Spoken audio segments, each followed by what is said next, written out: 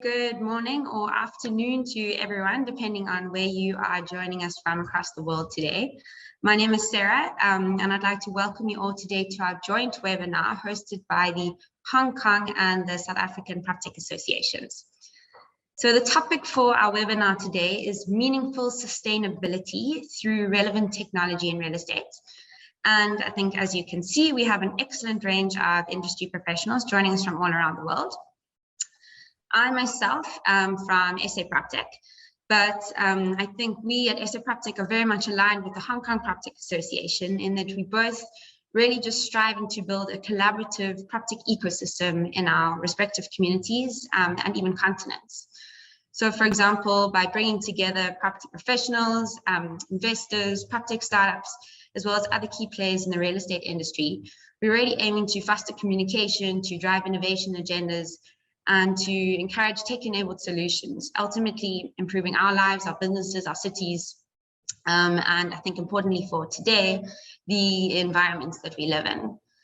So I mean, I'm sure everyone here today will agree that directly addressing economic, environmental, and social issues is critical to our well-being, as well as the greater goods of our communities. And with this in mind, I really look forward to hearing from our panelists how they feel we can address these issues through technology and innovation, specifically in real estate.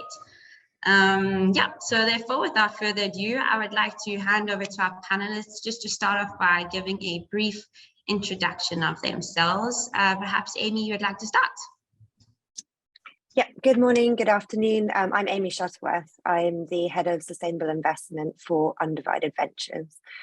We're a fund which invests solely in the real estate vertical, and we have 5 investment themes. So we look at investing in startups in the space of decarbonisation, and that's both operational carbon as well as embodied carbon, circular economy, climate adaptation, nature positive solutions, and also social value.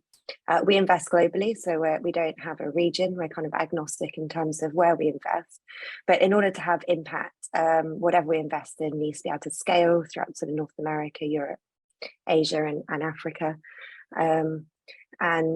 We have invested in 5 companies to date within our portfolio. So we're really excited to be in this space because it's moving quite rapidly, and already seeing some of our portfolio, expanding and having huge impact. So yeah, thanks for having me today.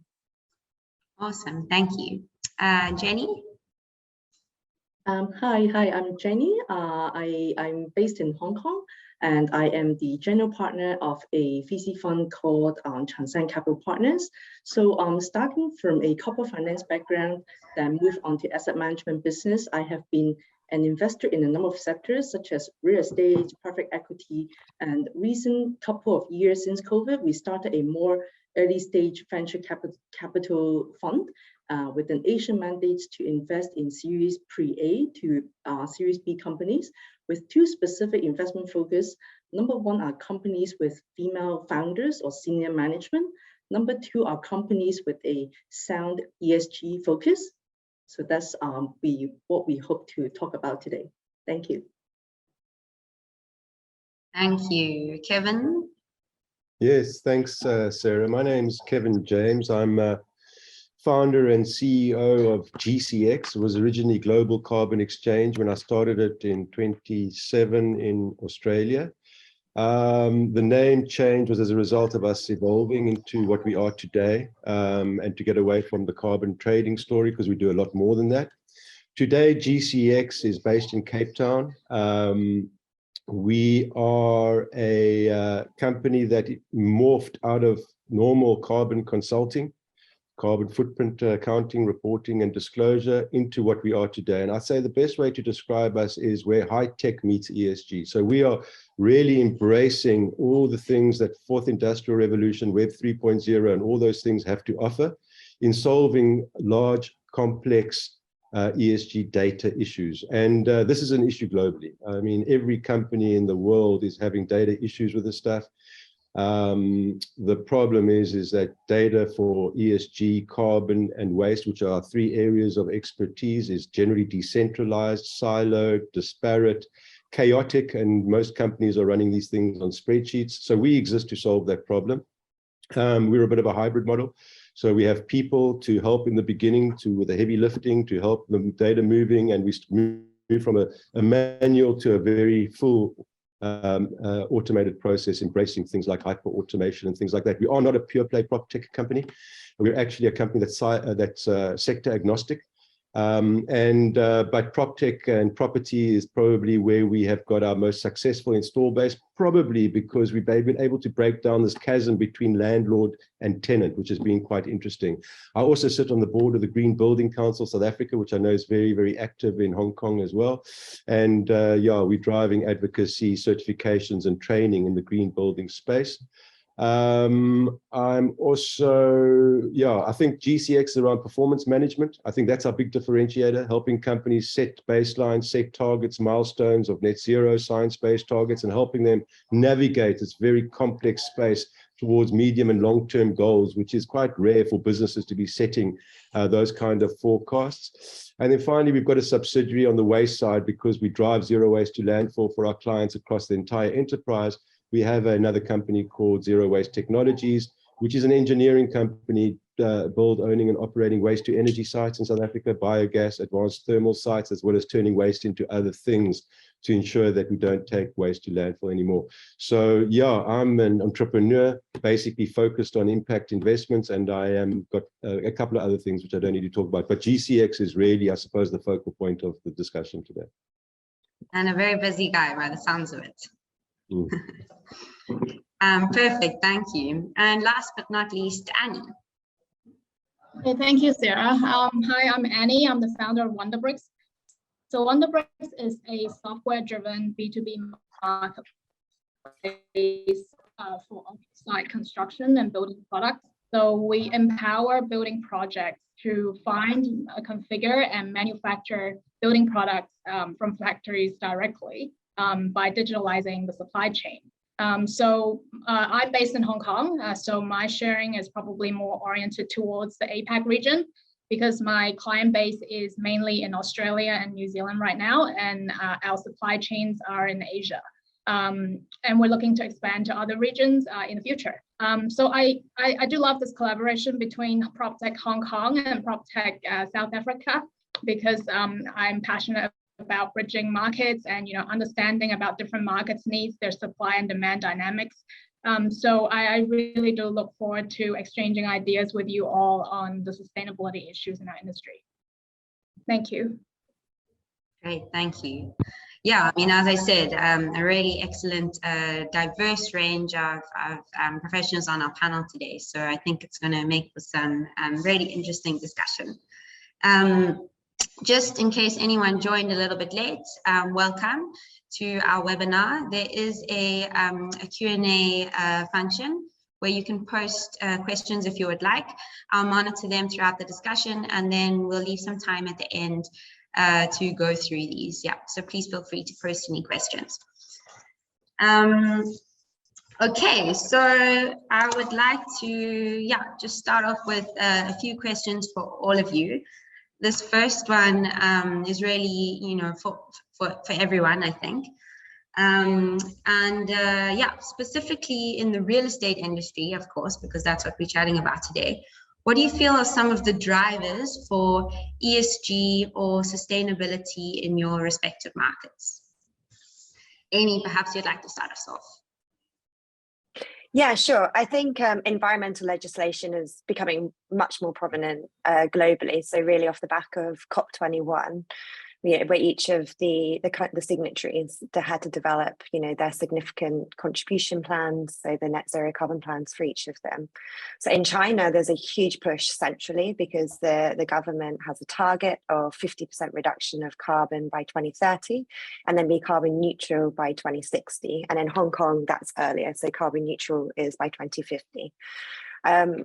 And so as an investor, you can see that has prompted a lot of innovation in that space within China and Hong Kong, which is fantastic. But also as an investor that has some LPs within the European market, there are a lot of there's sort of legislation which has been introduced earlier this year within the EU, and then also in the UK there's going to be legislation released next year, and that's all around sustainable finance disclosure. So it's ensuring that all the funds that actually market themselves to those areas can actually demonstrate through transparent and common metrics that, you know, their funds are actually sustainable. And that is coupled with something called the EU taxonomy, which really is a defined list of what economic activities actually are that enable that substantial contribution to environmental sustainability. So all of this is creating, you know, a great space again for those innovative startups to start being able to fill that gap and demonstrate that they are sustainable. So yeah, that's one of the biggest things for us. Okay, thank you. And Jenny, you also, you know, looking at it with the investor hat on. What would you like to add to that? Yeah, perhaps I can add a bit perspective from the VC funds perspective. So I think because especially for the companies we meet, which are quite like fairly in the early stage, they are, in our experience, they're always kind of like too busy with their like operating the business, focus on growth, and many of them actually might not have a very strong presence of ESG compliance corporate policies yet. And I guess Amy just touched on, I think the regulations on the Asia or China side is still kind of just picking up. So unlike, you know, some Western countries. So we actually feel that with a VC fund within ESG investment focus like ourselves, we actually hope that we are helping to become one of the drivers and remind these companies to pay more attention to ESG as they grow by providing them, you know, different checkpoints at different stages of their growth. And I guess in the VC sector, VC investors actually lagged behind some other investors in the adoption of ESG commitment, and I believe we should start to catch up on Asia side, and hope we can just contribute a bit more on that. Okay, thank you. And Kevin, you know, if I understand correctly, you know, a lot of the things that Amy and Jenny have been speaking about, you actually can really help achieve these outcomes. Perhaps you'd like to speak on your perspective and also give a slightly South African or an African view. Yeah, thanks, Sarah. Yeah, South Africa's quite its unique dynamics. There's no question. We have serious challenges in the country. I think over the last 2 years, probably some of the more interesting initiatives that have advanced the sustainability cause tremendously have been, I suppose, sustainable finance. I think that has emerged very, very strongly in South Africa, particularly in the real estate sector with green bonds, social bonds, ESG-linked loans. And the main banks, yeah, Standard Bank, Nedbank, RMB, are all driving this very, very hard to place as much money in the sector as possible, subject to certain delivery of certain KPIs, renewable energy targets, etc., etc. We even very involved in trade finance as well as supply chain finance and working capital finance, and integrating these ESG aspects into that to get to inspire and to motivate companies to start changing their behavior. So that has been very interesting. The investor community, obviously, it's always strong, especially the ESG rating agencies. South African companies are very sophisticated, right? We've got a very small market because of our exchange rate. They're not as large as tier 1 companies overseas, but certainly punch above their weight and are really good at what they do and are global players. So they want to make sure that they're complying with regulations overseas. We've got a very carbon intensive country, so we're very concerned about cross-border adjustments and making our goods and services expensive for overseas markets, because we're struggling to just keep the lights on in South Africa, never mind reduce our carbon footprint at the moment. So we've got an energy crisis, which adds a whole lot, another dynamic to the situation. So that's been interesting. And I think also, funny enough, it's a little bit of a left field one, but executive bonuses has been a massive driver. Funny that, but let's see, whatever works, works. But executives are now being rewarded for good performance in their companies. And that's been a massive driver from nowhere, which we're seeing all the time. And people come and they want to, you know, before they weren't even doing a carbon footprint. Now they want to do this properly to measure these kind of things. So that's been interesting. I will refer to also South Africa signing up to the C40 Cities program. which is massive, right? 4 of our cities in South Africa have signed up to this. Easy thing to sign, not an easy thing to deliver. And, you know, signing up to something in 2022 for delivery in 2050 is an easy thing to do. I feel sorry for the people in 2045, to be honest, because it's going to be another story. So yeah, there's a whole lot of stuff going on. We want to just do the right thing. We want to continue having exposure to overseas markets. So the stuff you bring up, Amy, regarding the EU taxonomy and the regulations in the EU, we need to be monitoring all of this stuff and complying with all of this stuff, because in South Africa in particular, we need to manage our country and sovereign risk. We need to be able to have exposure to other markets that have got a better exchange rates as well as more buoyant economies. So we're doing everything, and companies are under a lot of pressure here. The final thing is we don't have a very enabling environment in South Africa. You cannot just tick a box on your application for electricity in South Africa and order renewable energy. It's literally like making the stars align, given all the other challenges we have with our energy crisis. So that is a very big problem in trying to plan and achieve the net zero goals around carbon and that. So I think in a nutshell, those are a couple of the drivers. But yeah, market forces are enclosing around companies from everywhere. And those are some of the, I suppose, more serious ones. Yeah. Thank you. And Annie, I'm sure you come from quite a different perspective, actually being in the construction industry yourself. So what do you think? Yeah, so my panelists have brought on some really good points. Maybe I focus a little bit more on the construction industry. So obviously we know that the construction industry contributes a bulk of, you know, the global emission, like 40% in some countries 30%, right? And a lot of work has been done over the past decade on reducing carbon from the operational standpoint, right? So a lot of this digital technologies, IoT, sensor technologies have been applied to buildings to capture these, usage of energy. And digitalizing all this information, right? So a lot of good work has been done in that area. So for the next decade, you know, what should we target if we want to achieve that incremental reduction in carbon that we are so ambitiously aiming for?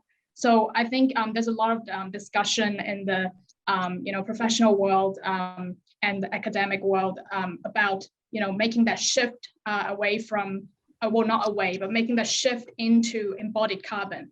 And that's going to be, I think, the next battle in terms of carbon reduction for the construction industry. And the embodied carbon problem is more to do with the production of building materials and products. And that's a space that Wonderbricks is quite closely, you know, involved in. And we know that, you know, operational carbon, a lot of work has been done because of digital technologies. And we expect that the same will happen for embodied carbon. So we need to be able to apply digital technologies, data science to tackle the embodied carbon problem. And that's a space I think Wonderbricks sees a huge opportunity in. And the other driver, I think, is more structural. So I myself, I've been working in construction and real estate for a number of years. So I've been lucky enough to hold some leading positions in some major development projects. So in New Zealand, I was involved in a master plan project development of over 2,000 units of housing. So that's a lot of supply that we were trying to bring to the market, right? And we were looking at the industry from kind of like its structural perspective. And we were facing a lot of problems with the shortage of labor, the shortage of materials that's driving up construction costs crazily. I think just to put things into perspective, I did a little bit of research on South Africa construction costs. So I think in New Zealand and Australia, the cost of construction is about 3 to 4 times or even higher than the cost in South Africa at the moment. And that's going higher and higher by every quarter. In the past 2 years, we've seen, you know, labor wages surge up 20%. We've seen just input costs and construction materials surge 34% in New Zealand, 15% Australia, 18% in the US. So all these developed markets, they're struggling with, you know, a construction supply chain that is possibly not so sustainable anymore, because we're talking about not just the environment, but also the social aspect of the business, of the industry, right? So these construction companies in recent weeks, we have seen many go under, liquidation in Australia, and there are more to come, right?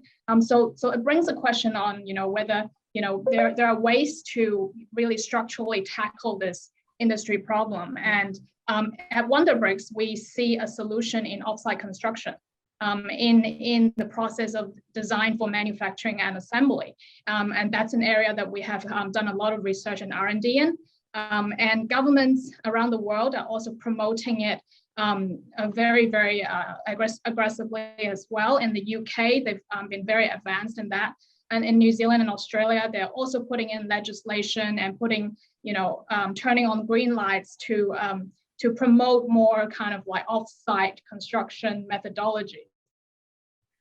So it does open up possibilities and make, the availability of material and labor accessible to these construction companies. And if we can, in markets like Australia and New Zealand, where they are having a shortage of labor and materials, if they can access this, these resources from overseas factories, they're able to gain more competitive advantage.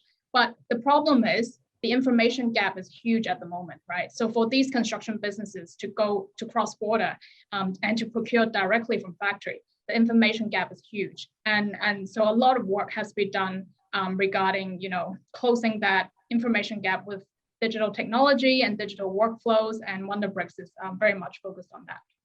Okay, thank you. And I think, just continuing on your sort of train of thought, could you speak more specifically about the technologies which you think are, really going to be most innovative in, to contribute to these drivers? Okay, yeah, I'm happy to share more about the kind of technologies that Wonderbricks is currently applying. So data science application is definitely a big one for us to digitalize the data of building products, right? I think that there's a lot to be done there, because in every category of building products and in every single product data sheet, there is so much information and textual and image data that needs to be, when a construction business or a contractor is procuring these products, they need to know for sure that this product is the right product for the project that is going to comply with the local building code and building compliance. And with all this green legislation increasing, this green requirement being written into the building code, this will become even more important, right? So to match up that building material data with the project specifications or the local compliance. So we are developing this AI technology using computer vision and natural language processing to make the matching possible and efficient. So it is no longer a hassle or a pain for these projects to, when they want to look for alternative supply chains, they don't have to be so worried, right? Because currently they are kind of like stuck and limited to that one supplier that they always go to, and that is driving out a lot of competitiveness and squeezing them out of the market at the moment. So that's one area where we're focusing on the data science application in building product information. The other space, which I mentioned before, was the offsite construction. So by moving some of this work from on-site to off-site factories, we're able to, studies have shown we are able to save 25% to 40% in manpower and reduce waste by 30%. And with that waste reduction, there goes your, carbon footprint reduction as well, right? So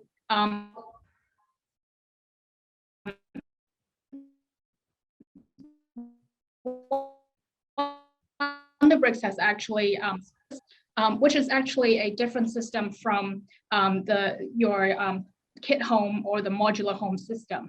It breaks down the kit, the building into sort of like these building blocks, Lego blocks. You can kind of see the system behind my head in my background. So these building blocks, basically, pre-assembly of building materials into pre-finished Lego blocks. They can be either like a panel or a cassette or a volumetric pod. And the unique part about the system is that it allows architectural flexibility. So you have flexible, choices of spatial arrangements and finishes. And at the same time, the system doesn't have to be applied on a project as a whole. It can be adopted component by component. So you don't have to go for like the most difficult components, like the structural ones and the ones related to building enclosure, right? So those ones are very complex in compliance and engineering. So projects may find it, easier to adopt things like, the bathroom font or the internal pre-assembled wall. And these things are actually the ones that we are finding a lot of appetite in at the moment. And they can still, allow projects to reap the benefits of reduction in waste, the reduce in the construction program, and also, a reduction in the manpower required. And the next thing is that concurrently, we are working on digitalizing the workflow on procuring these components, right? Because the components are standardized to a certain degree with parametric variation, which allows us to be able to build this configurator, this digital configurator, to make the make-to-order workflow more efficient. So these are the kind of technologies that Wonderbricks is currently focusing on. Yeah. Awesome, thank you. Amy, could you please talk about some of the innovative technologies that you are looking at, which you see as having the greatest effects or impact? Yeah, sure. So we've talked a lot about decarbonisation, and we are seeing that in the market, that there's a lot of solutions that are being developed to enable the operational decarbonisation. So in Hong Kong, for example, Negawatt has an Internet of Things solution to optimize building performance, and they've been doing quite a lot in Hong Kong and the Greater Bay Area, which is fantastic to see. But I agree with Annie that embodied carbon is a space which is really ramping up globally. We've come across a solution recently which is called Pre-Optima, which uses generative design to pre-optimize building orientation. So rather than monitoring embodied carbon or calculating it and then being able to then optimize your building design as you go along, it provides those solutions before you've even put pen to paper, which is really fantastic and quite a different way of looking at optimizing orientation and building layouts. And then on the material side of things, again, seeing loads of innovation in this side of things. So University of Cambridge Engineering Department in May submitted a patent for the first ever net zero cement that's made from the waste products from the steel industry. And that could be really revolutionary. From the what industry? From the steel manufacturing industry. So that hasn't come to market, the patent's just been submitted, but that's the kind of innovation that we really need, that completely changes the way we do things. But then if you come outside of carbon, I met a really interesting founder last week that is looking to monitor biodiversity on the developments globally, and they've just using a kind of Alexa type device which listens to the sounds of different species and then can identify the number and type of species that's actually in a certain kind of radius. And again, that kind of thing is really important when we're seeing huge issues with biodiversity globally. The loss is kind of monumental, and there's really simple solutions that. So I'm in the UK at the moment, back to Hong Kong on Monday, but they've had something here called No Mow May to try and increase the number of species that are in just sort of curbsides or in people's back gardens to give more habitat. And using those kind of simple technologies could actually instantly tell you, okay, did that actually make a difference, or was that just a kind of marketing spiel? So I think it'd be really helpful for facility managers or designers going forward to know, what they did last time. Did it actually make any difference with the biodiverse roof, or putting planting in certain spaces? So there's loads of cool technology out there coming through that we're really excited about, not just in the carbon space, in other spaces too. Fascinating. Yeah, and Kevin, what can you add? What technologies are exciting you at the moment? You're on mute. Kevin, on mute. Not a comfortable state for me. Okay. So we obviously very focused on precision performance management. I call it that because that's what's required. We need like 20/20 vision to be able to see what we're doing, to be able to gather the insights from this mass of data and to be able to give it back to business in a more insightful and useful way. So we really have to embrace technology because, like I said before, data is a massive problem. I think BlackRock last year, they had a survey that came out that basically said that it's fantastic that since 2011, companies that are eligible to report to the S&P components has moved from 10% to 90%. But they said that of that 90%, 50% of those companies still cite limited access to accurate data analytics as the thing that's hamstringing them from further deeper investment into sustainability, which is a massive problem, right? Because, you know, one of the things that guide us as a beacon at GCX is good old Peter Drucker. It's a bit of a cliche now, but no one said it better. You cannot manage, improve or change what you can't measure. So we need that visibility. And the things that come up for me are, as we do this and as we move away from box ticking, which has really been the default response to sustainability over the last decade, and in the last 2 years, everyone's saying, well, hold on a second, there's now commercial implications to us doing this better, and we're under all this pressure from market forces. So everyone's jumping in to try and catch up the story. So it's all about maturity. It all starts off where just if we can get the data, it's good enough, and it comes on spreadsheets, that's a big relief. But we need to go on a path of continuous improvement. And that continuous improvement really involves, I suppose, hyper-automation. I mean, the general use case that we discover when we work with any client, and I'm talking about clients not only who are laggards that are starting out for the first time, I'm talking about clients that have got the most elaborate, flashy ESG reports and integrated reports and are making a big noise about it. When you go down to it, there still isn't that underlying confidence in the data. So these companies are exposing themselves to disclosure risk and all other things. So for ourselves, the whole hyper-automation thing, you know, cloud native APIs, etc., being able to move data between third-party systems, whether they be utility services companies or whether they be ERP systems that are sitting with all the financial data, because we collate financial and non-financial data because it speaks the language of business, right?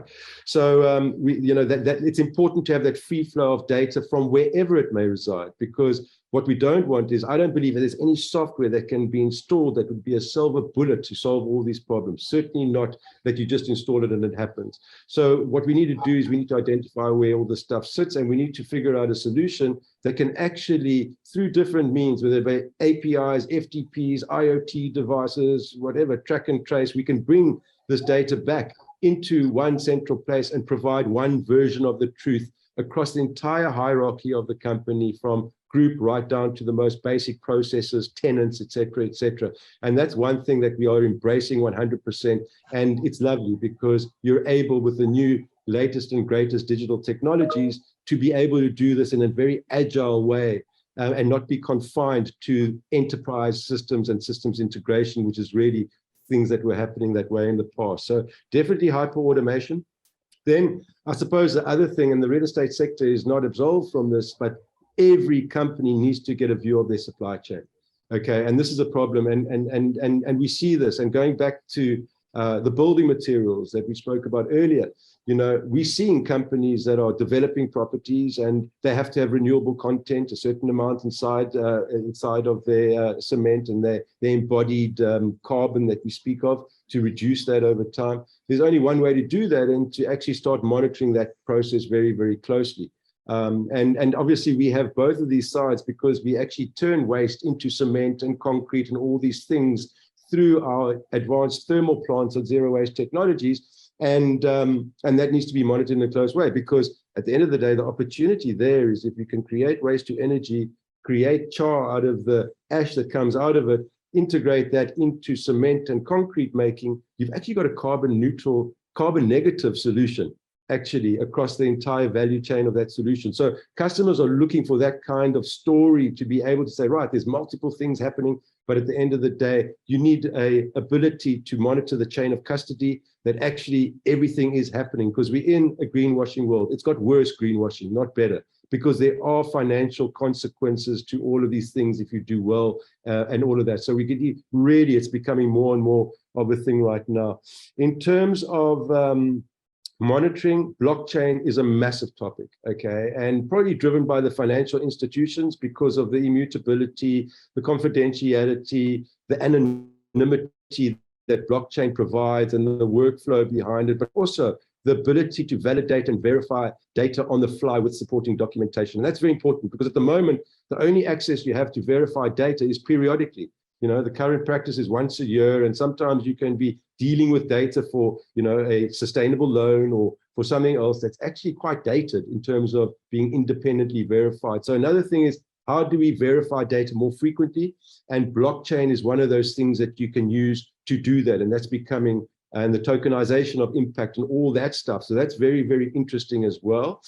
If you speak to a lot of companies in South Africa, and I'm not talking only about talking some of the tenants inside the real estate companies, the actual challenges they're having, they won't say that that's their direct impact, that's their big challenge. You speak to any of the big supermarket retailers, it's, you know, we've got problems in our supply chain. We need to see where our timber's coming from, where the shrimp's coming from, where the palm oil's coming from, and the cocoa from West Africa, because there are social issues with cocoa around slave labor, there's deforestation. So we've engaged very, very much with all these technologies around track and trace, using technology, using satellite technology, being able to just gather data using AI and machine learning to be able to scrape the internet, bring it in. And the combination of all these things gives us much more transparency and visibility for us to engage in commercial activities like supply chain finance, like trade finance, and like these new green bonds and things like that. So, you know, technology is absolutely crucial to our business. And actually very exciting. I actually believe that this, when I say we embrace fourth industrial revolution, it's actually going to be the savior of the world, to be honest, because we are able to see so much more than we've ever seen before. Yeah, awesome. Okay, this next question is for Jenny and for Amy, and I'm very interested to learn about how you ensure that sustainability is both integrated and measured across your portfolios. Perhaps you'd like to start, Jenny. Okay, sure. So from our side, we by referencing sort of like global ESG frameworks from GRI standards to national social value measuring framework, our fund compiled our own ESG selection criteria and scorecard, which will be checked through during our due diligence process before we decided to invest in the company. So to start with, we always conduct a negative screening, like for companies that, for example, like unethical activities, things that we definitely won't want to be involved in. Then we look at a few aspects. For example, on a positive impact, we will see if the companies has a business model or technology that can improve, say, human lifestyle or reduce the risk of human lives. And on positive ESG outcomes, we look at things like, you know, do they have a formal code of ethics in place for governance, whether there's anti-corruption, good compliance practices are observed, etc. And socially, we look at them whether they have like a diversified team to ensure equality and employees' well-being. And on the environment side, we will see whether the companies have a mechanism for measuring environmental performance on their products or technology, etc. So what we are trying to do is we ensure that the companies pass our own internal sustainability or ESG checklist before they, before we go next step further, that they could become one of our portfolio companies and we calculate our returns, etc. And we're very similar to you, Jenny, actually. So it's great to hear that we're being consistent, with these companies in the market. So we have our own checklist that we do at the screening stage. We do incorporate, that EU taxonomy that we discussed earlier to try and ascertain the contribution to environmental sustainability, but where it may be a social contribution, we'll use something called the SDI taxonomy, which is around the Sustainable Development Goals. That was developed by a few LPs in Europe. So again, we're trying to not reinvent the wheel, so that we're kind of asking companies to look at a myriad of different different definitions of things, and we will look at gender diversity. That is an influencing factor for us as well, even though we're quite focused on the environmental sustainability, that side of things, and also in ILO compliance through supply chain if they're actually manufacturing any type of product. And then once we go through to the deep due diligence, quite often we'll develop something called a side letter when we're doing our actual investment, which will really set out quite clearly what we're expecting throughout the investment phase from our side, and that will include annual reporting as well as quarterly reporting, how we're going to work together. We're quite a hands-on investor, so if anything does change in the market, we'll want to work with them. So an example is one of our portfolio companies, Audette, which is based in Canada, which does a lot of pre-planning around net zero carbon for real estate, so sort of looking at a whole portfolio level rather than an individual asset. We've worked quite closely with them on how they can actually determine their positive contribution to abating carbon emissions, and how that might be different in the regions that they're trying to expand into, because there's different calculation methods in different regions. Then once we have the kind of quarterly reporting coming through, if there's anything that kind of doesn't make sense, we'll have a conversation, we'll talk about it, we'll try and get really deep case studies. And we won't just use data, we'll also use the kind of softer side to try and tell a story about what that company is actually doing if data isn't really communicating it as well as we would like. So we'll roll up all of the kind of data points from each of our portfolio companies to create one report for the impact that fund is actually having, and that will be a combination of scope 1, 2, and 3 emissions, abated emissions, but all the way through to stories around how a company may have been able to help certain assets around climate adaptation or around social value. So we're quite broad in that sense, with kind of a core minimum of metrics that we look at, plus then anything else that's kind of relevant. Again, what Jenny said earlier, these are startups.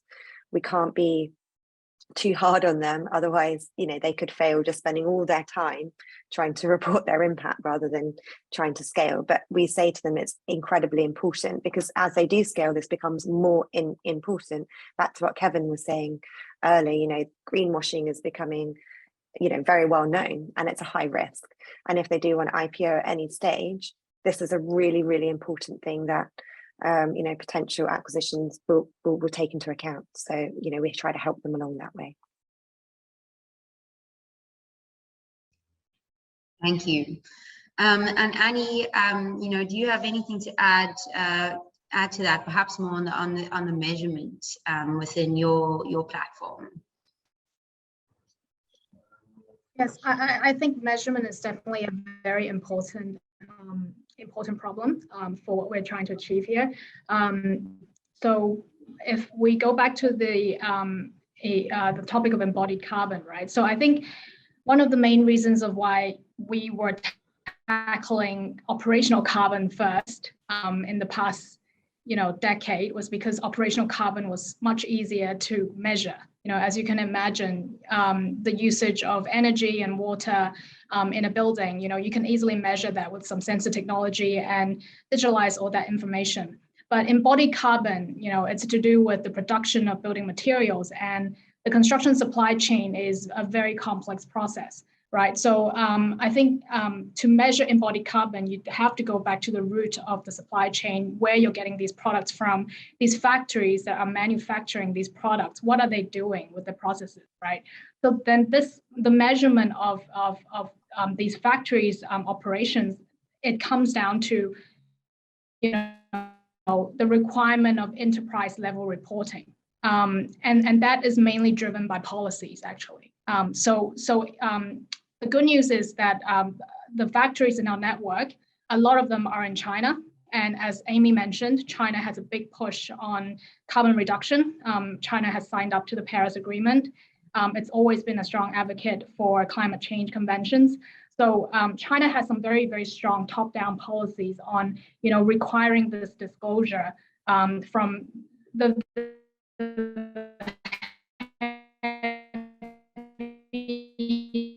emission industries. And building materials definitely is one of those sectors. These building products are never going back to these developed markets because simply, they don't want this pollution or emission in these markets. And because they've been offloaded to China, all eyes are on China to, reduce that carbon emission, the bulk of that carbon emission for the global balance, right? So China has big pressure to put in place these policies, put very, very tight kind of monitoring and control measures onto these industries. And that's the reason why, when we are onboarding these factories, we do these very in-depth due diligence on their operations, and their environmental awareness is one of our vetting criteria. And that's maybe the reason why a lot of our manufacturers, for example, these tile manufacturers, they have invested millions of dollars in machinery that can help them reduce carbon and emission, other kinds of like toxic emissions. And since they've invested money in it, and since it's by law, they have to report, there's no reason why they won't start producing this data. As long as data is available, we're able to capture this data and apply our data science technology over it and be able to, help construction companies identify and find these green materials in more efficient ways. So I think this is where Wonderbricks is seeing this going. But I would say though, a lot of this work around embodied carbon, they're still at very preliminary and nascent stages. And I would expect, companies like Kevin's company would do a lot of contribution in helping, the ecosystem really, mature. And we do also hope that Wonderbricks can play a big role in this process as well.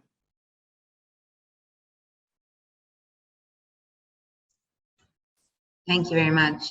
And Kevin, I mean, you've already spoken a lot about measurement within your company, but perhaps, you have some more specific examples you'd like to share with us. Sure. So I think one of the most important things to acknowledge is that the ESG space is very, very complex. It's fragmented. And at the moment, it's consolidating, right? We know about what's happening with GRI and coming into the accounting profession, but in this transient stage where there's just a myriad of different standards and frameworks to report to, and every company's made their own choices in terms of what those are. So everyone's talking about the SDGs. How do you measure impact against the SDGs? Not just put a pretty colorful little square on each. Actually use that to measure performance. So that's one of the things. I mean, when I'm talking about all the indexes, all the rating agencies, all these things, they all have submissions that need to be made that can take up someone's time for 3 months at a time. It's very stressful, and to be able to simplify that complexity is something that we do quite nicely for our clients. Okay, and I think that frees up a lot of productivity or productive time to be able to do more strategic things. But I think one of the most important things that's, when we built our platform and we designed it, it was one of the things that really troubled me around most of the enterprise sustainability platforms, as they are called, out there, which was really good repository of data, good automated reporting, but there wasn't this thing which facilitated performance management. And if I go back into the real estate sector very briefly, for many years, we've been helping companies since 2007 in South Africa with Carbon Disclosure Project, right? And the real estate sector was actually a laggard in that space. For many, many years, they just didn't participate. And the reason was there was this, as I spoke about earlier, this chasm between whose responsibility is it, this landlord or tenants, right? And eventually, like, everyone got over themselves and said, well, the tenant's going to get the benefit, the landlord's supposed to pay, and how does this work? This doesn't seem right. And then the advent of green leases came in, where we actually collaborated between landlords and tenants to share responsibilities, share costs. And it's not an easy thing. I mean, just one of these agreements takes years to actually agree on, etc. But I think the most useful thing that's come out of system is this performance management thing. Okay, people, assets, tenants, and the people managing all those things will not perform unless they understand what performance means.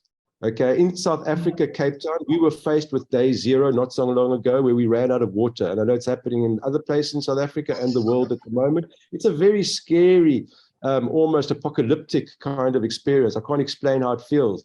But it wasn't really until City of Cape Town told everybody you can use 50 liters of water a day that it became tangible.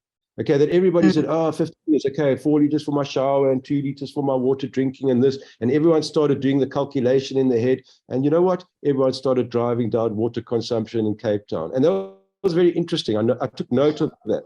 And in our clients' businesses, we actually monitor all the asset managers, the facilities managers for their performance across their portion of a portfolio. And combined is that if they're all driving performance and hopefully incentivized on driving performance, that will roll up into a more efficient enterprise.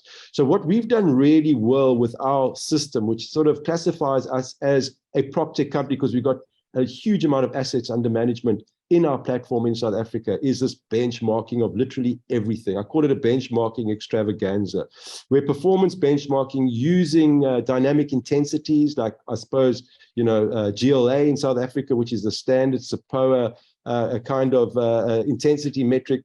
We bring that down to a tenant level. So we have the ability to see, for example, Growth Point Properties, the biggest, largest listed REIT in South Africa, about 450 assets and about 6,000 clients, provide visibility into that, to be able to see in a scatter graph the assets that are performing versus the same period last year, the smaller standard deviation between their baseline and where they are. That's the kind of detail. And then we have a baseline for every single asset and a baseline for every single tenant category as well. So because we have all of that stuff, we're able to have really authentic, proper, meaningful engagement between landlord and tenant for the first time. The landlords were actually too scared to even be asked questions from tenants because they couldn't actually respond in a meaningful, accurate way to what the tenants were asking. Now, all of a sudden, we're able to provide tenants with their performance, but not only that, a normalized performance against other tenants in the same category. And that's what everyone's looking for. Everyone wants to know, how are we doing in our category? And for the first time, and this is a big part of our strategy in South Africa, we have such a big install base in the real estate sector like this, that we're able to expose a sector benchmark across industrial, retail, and offices. And that is hugely powerful. We're talking about a benchmark that is dynamic, that as companies are driving science-based targets and net zero targets, the actual benchmark actually goes down on a monthly basis. And that's very interesting and very exciting for us. And we want to replicate that around the world as well. So I think that thing, the ability to understand what performance management means in your job every day, in the assets and tenants that you're managing, that you're responsible for, is an absolute game changer. And we use all this technology to be able to gather that data and to be able to expose that to our clients. And it's working really well. Thank you. Okay, so we are coming to the end of our time. So I just have one last question that I'd like to ask you all. We don't have too many questions in the Q&A, but I will get to them. So, I mean, I think we've spoken a lot about the so-called E in ESG today, and we have touched on a bit of the S and the G, but I think, at least for me, it's much easier to understand where technology can drive innovation in the environmental aspect. But where do you see the potential for this to really make a difference in the S of ESG? Perhaps you'd like to start us off, Jenny. You're on mute. Right. So from my side of experience, I guess not real estate specific per se, but we feel that because our fund strategically commits more than 50% of our investments to companies with women in the founding and management team, which we believe that we are addressing the social aspect of the S in the ESG. So by research, the VC funding that went to female-led startups have been very low at around 10 to 15% on the yearly average for the past few years. So whether it's due to the current market setup not being very accustomed for females to do fundraising, or whether it's because that there is a social bias when we come to this matter. For example, just taking US as an example, that 95% of the VC fund partners in the US are actually male. So we hope by just both advocating this message and by actually putting into action in our fund investment practice, we are helping to address this matter on the social part. Great, thank you. And something, Amy, that you guys are doing or seeing perhaps? In terms of technological innovation, I think there's a lot happening around health and well-being. So, which is the kind of social side. So there's a company in Singapore called Gush, which is a type of paint which has been developed, which is anti-mold, has no VOCs, can actually take some of the toxins out of the air.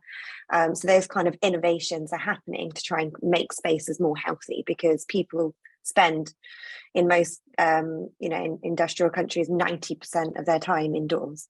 So trying to make those places as healthy as possible. I can see there's a lot of technology, both around the materials that go into it to try and ensure it hasn't got any of the toxins, but also then monitoring that in spaces, places like China, which have very high outside air pollution.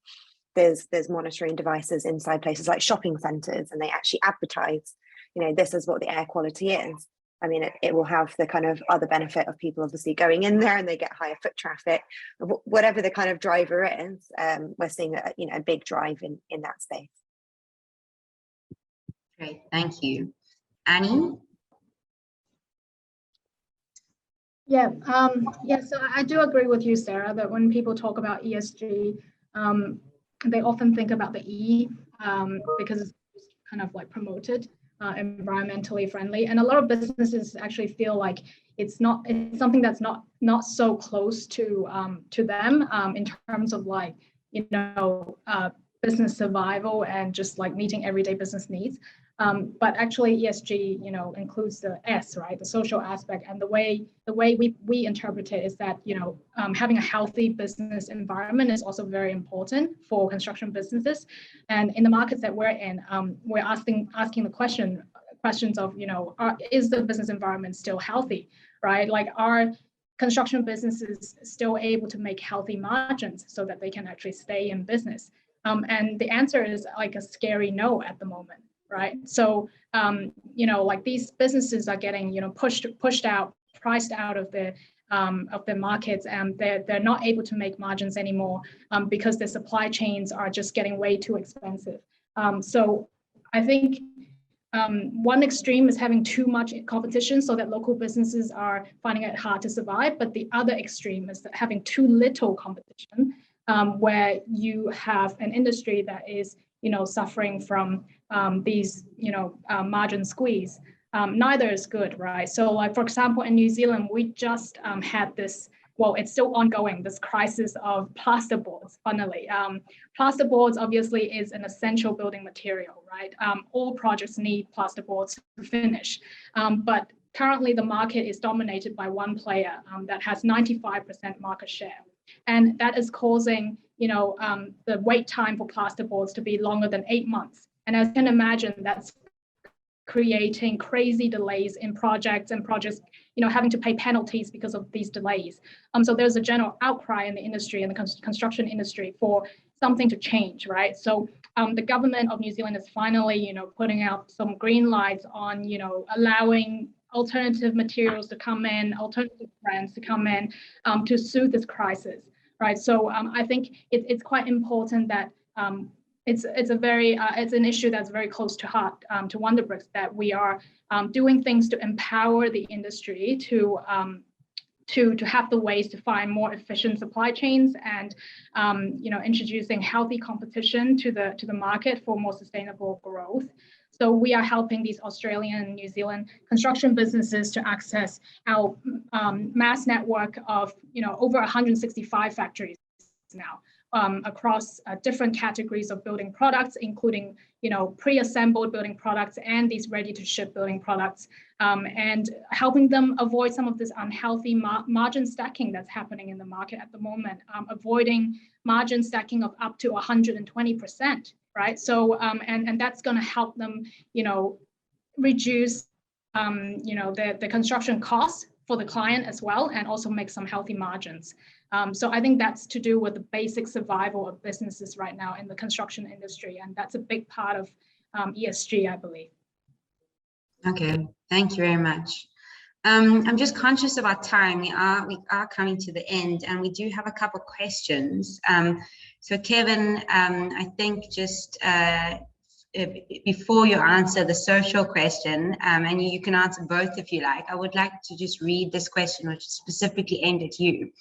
It says, how is granular data weighted against macro scale data when it comes to tracking ESG metrics?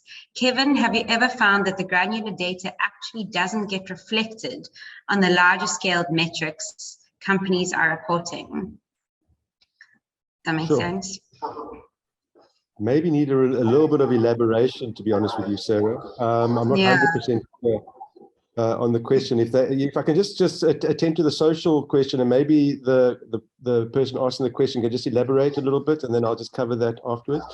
On the social side, what we're seeing in South Africa's got probably some of the highest unemployment rates in the world and the most unequal society. We've got a very high Gini coefficient, and it's a pressure cooker, right? And I think where it comes to the social side of ESG, the most obvious target is our waste sector, right? Because like any emerging economy in the world, there's a huge informal market for waste pickers who are part of this universe, this waste universe, who actually rely on picking waste out of bins and wherever it is for their livelihoods. It's a very meager livelihood, but it's a livelihood nonetheless.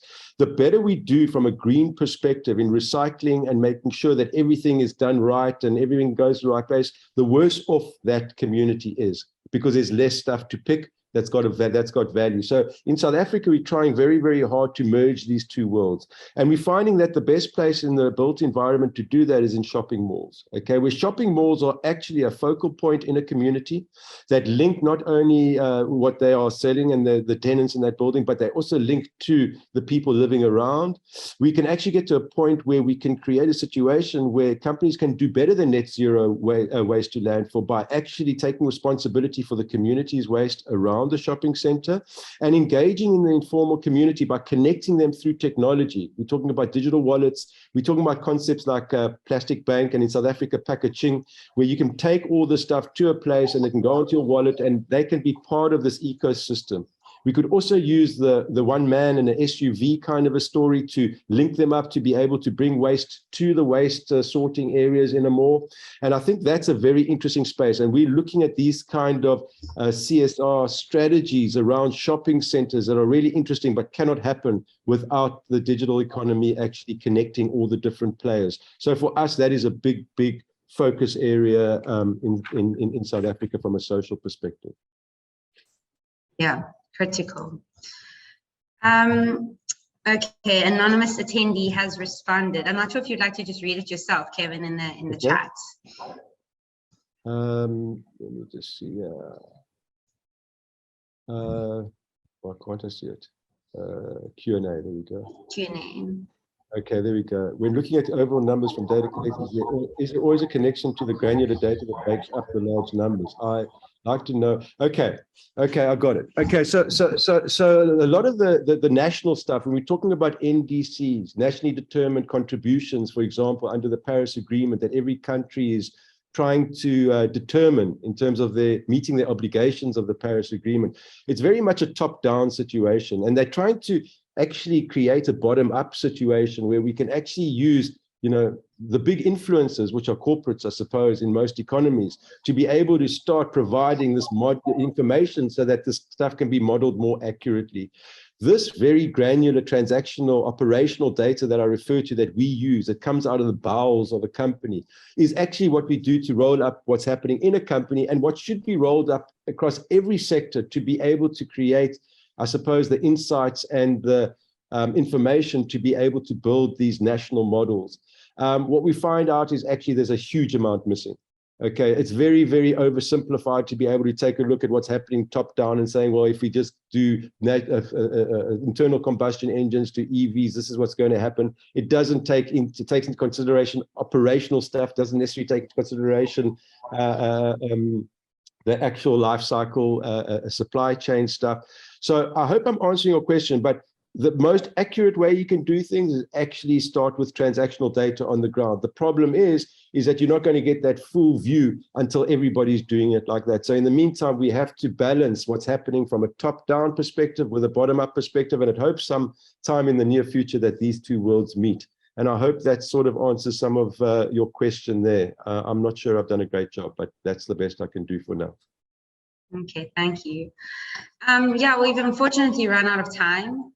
So yeah, just on behalf of SA PropTech and Hong Kong PropTech Associations, thank you so much to everyone for being here today. I think it's been a really, really fascinating discussion, and a really, critical role in the PropTech and real estate industries. So yeah, thank you very much. And if any of the audience have any further questions, I'm sure you're welcome to reach out to anyone directly via LinkedIn or one of the associations. We can put you in touch if necessary. Yeah, so thank you very much and keep well. Thank you. Thanks so much. Cheers, Sarah. everyone. Bye. Bye-bye. Bye-bye.